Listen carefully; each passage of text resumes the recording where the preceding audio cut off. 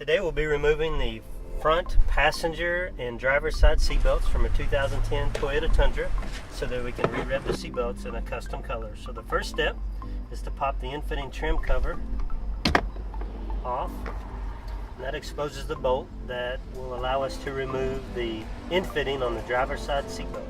To remove the trim down by the foot panel and the door seal, just enough to expose the side panel trim. Sometimes it removes easier than at other times, so you want to be careful not to break the tabs on that are hiding underneath there. As we remove the B-panel trim here, you want to be careful because there are some wires that run underneath behind the panel, so you want to be careful not to break those. In some cases, the trim is also held on by a screw or a bolt, so before you start tugging and pulling on those things and trying to rip them out, you want to make sure that you haven't missed one of those things. Most automotive trim is held on in a fashion similar to these. You can see this plastic tab pops into here, and then it fits into a hole that's on the body panel, and it just snaps in. So it should snap out and snap in relatively easily. The next step in removing the B-panel trim is you have to remove the rear passenger handle, so that also has to be unbolted before you can remove the trim. So after we remove the rear passenger handhold, then we can now remove the last piece of trim over the door post fitting on the B panel. Next, we're going to remove the shoulder loop or the D-ring fitting. One mistake people make is they remove this entire height adjuster, which of course we don't need to do. We only need to remove the bolt that holds on the D-ring. And then next step is remove the two bolts that hold in the retractor. So it'll be a bottom bolt and then a smaller top bolt.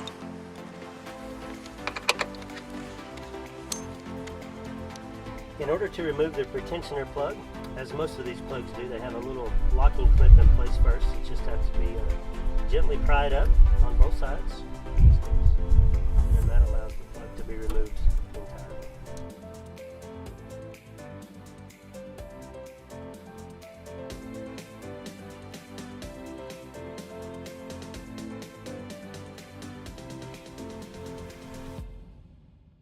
Step for reassembly or reinstallation is to plug the pretensioner back into the retractor. So we just need to align the pins.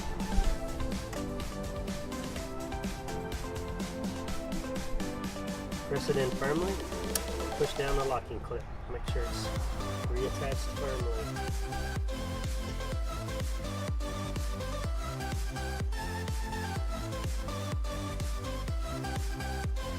When you're putting this back together,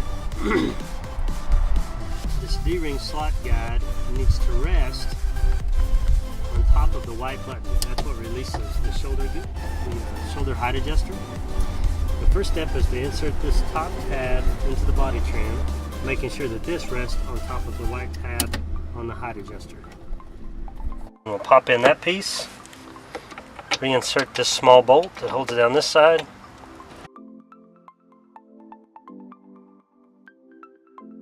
Okay, the next step, you don't want to install the infitting just yet. The next step is to put the main panel trim back in, and then you can install the infitting. So again, what we're going to do is pop these white auto trim tabs back into the hole in the body panel. And if you break one of these, it's not the worst thing, but you can also buy them like at Ace Hardware or on Amazon. And once you know everything's lined up right, then you simply give it a firm push. Pop those tabs into place. In some cases you may have to get it a firm whack, but it should pop in relatively easily. And finally, for the seatbelt installation, we'll just reinstall the infitting.